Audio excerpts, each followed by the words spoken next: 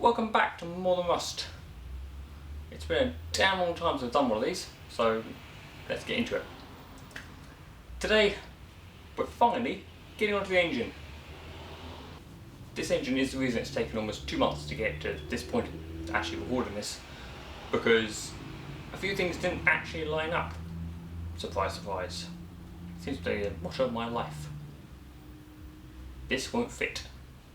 Yet. Right, for the basics.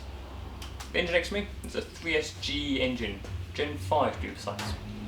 What this actually means is it came out of a 98 to 2004 Altezza RS 2000, or 200, sorry. In layman's terms, all this engine is a 2 litre natural aspirated 200 horsepower with twin valve timing. It's a wonderful little engine. Oh, and it revs to 7,500. Plenty for a saloon. So, the engine's great. The issue is we try and cram it into a rover. To solve these issues was the oil pan. Annoyingly, the oil pan in the Altezza has a front lip sump system on it. It's great in Altezza, and most other cars, cross members go in the middle of the car, and for the pan, you still got plenty of oil capacity in front of it. Cool.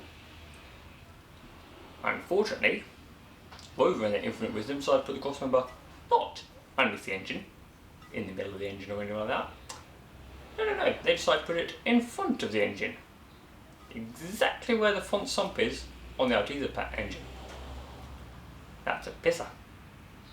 So the solution is, you grab a pan. Yeah. The solution is, you grab the pan from an MR2. It's a standard steel pan, some sort of at the front-ish without overhanging the front of the engine, and it's modifiable if I need to.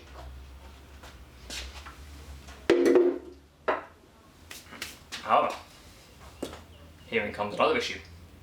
In Toyota's infinite wisdom, when they put the front sump system on the Altezza, they also thought, let's put core and plug ignition and a crank sensor on it. Most of that's not an issue, but Toyota put it at the bottom. And this lies the issue. This here is a front cover and oil pump off the Altezza engine. What you'll notice is oil pumps up here. Let's get the cloth out of the way. Oil pumps up here, wonderful. That's pretty designed to run off the cam belt. Most of it's pretty standard except for this weird little cutout at the bottom here. It's literally cut out. This is where the crank angle sensor lives on the Altezza. Now that worked brilliantly if the front of the MR2 pan wasn't straight. As in it goes straight across this plane here. So that won't work. So then I had to have a moment. Because now I've got an Altezza ECU, it wants a crank angle sensor. Obviously, the original MR2s do not use a crank angle sensor. Do not use a front angle sensor. They use a distributor. Because, simplicity. This engine does not use that. Core and plug, no distributor option. So, I had to go out hunting. And what I found in the Toyota parts bin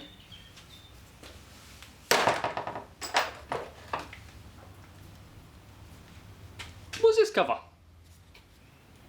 As you can see, oil pumps in the same place, but the crank angle sensor sits on the side. Now this here is an oil pump off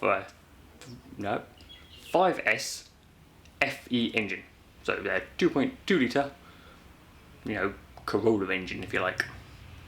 The crank angle sensor and the plane is flat, so it matches the MR2 pan. Wonderful, I thought. This is going to work brilliantly. And then I had a thinking moment. And what I thought was I've moved this, which means now when the ECU thinks it's the top left center, it's not. For the old sensor was here, and they've moved it to here.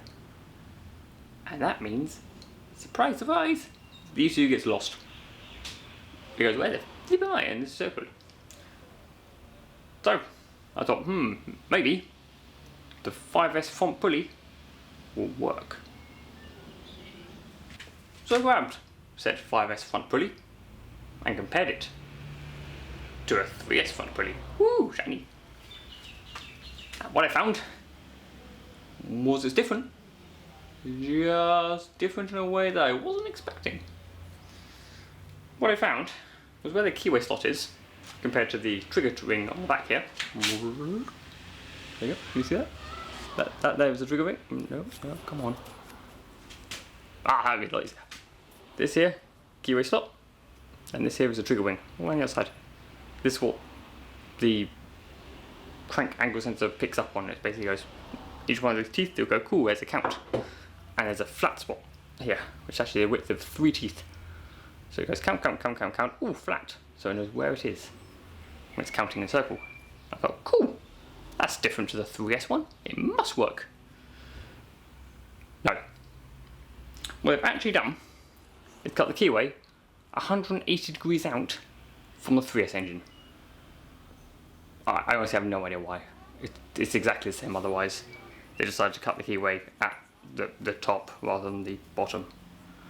So, back to the drawing board a bit there. And I had to work out something. How far different are the two pickups on the two different covers? The 3S pickup is at the bottom, pointing directly upwards. Nice and easy. Gives me easy maths. The other pickup I measured from the flat plane at the bottom to the angle of it intersects with the pulley. And that angle was 40 degrees. And they have to do some trigonometry, because that 40 degrees isn't actually offset on the pulley wheel, it's the inverse of the offset. So it's 50 degrees. Because, you know, all the angles in a triangle have to add up to 180. I guess I had to think about that. And this was, you know, school maths. Wonderful. So, I gave my 3S pulley to a good old friend who had a machining shop. He cut a second slot in it. So this up here is my original slot. And this little guy over here is a secondary slot. Cut 50 degrees off from the original one to do that with it. And at the same time, moves this outer ring that same 50 degrees. So now the ECU should think that the pickup is in the right place and correct all my engine. This is completely untested, and you know, I hope, because getting this cut was, yeah, $50. The other option is a complete aftermarket ECU for the engine, which is about $1,400. I prefer this option. Plus, means I keep all the standard niceties like, yeah, an ECU that's tuned properly and not me having to get tuned. After all, it's a standardish car. I don't need to do much to it. I'm sure 200 horsepower is plenty compared to the original 100-ish. If you're lucky. With a tailwind and good carburetor setup. Anyway, so now I've got this sorted and the front cover sorted, I can finally get round to reassembling the engine. Yeah, this 2 months was literally me faffing with this lot. Never ending, it's faff. Should rename the car to Faff-a-lot. But best to get on with it. But yeah, 15 minutes passed and the front cover's back on. I suppose next step is get the pulley back on. Yippee! Where did I put the pulley? One pulley. Should put the right slot on there, so what that looks like it's machined. Some slight persuasion I feel is going to be needed for this.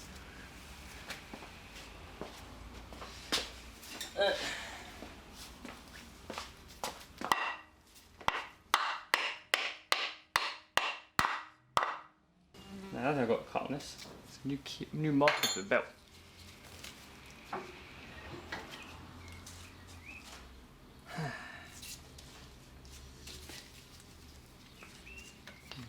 Layout 2 marks.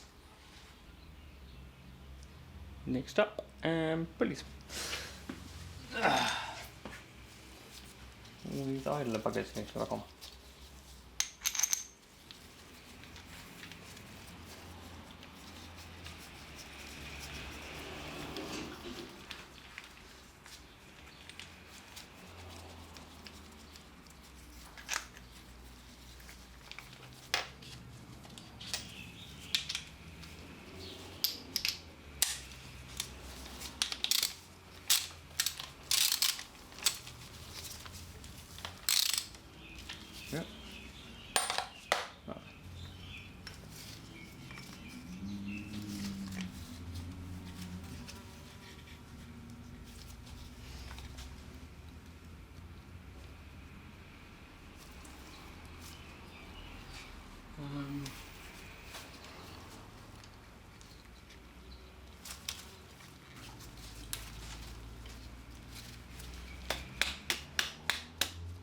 Bonk.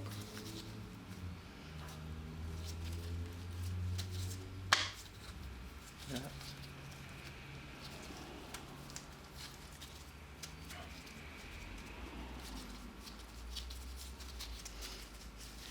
Okay, let's just see what things are. This lines up with that marker there, which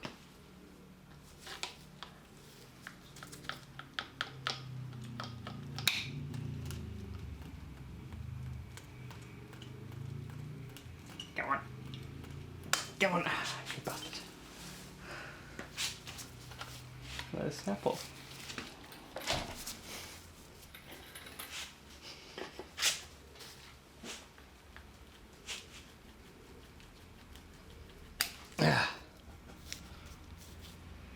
It's way much use a special tool for this job.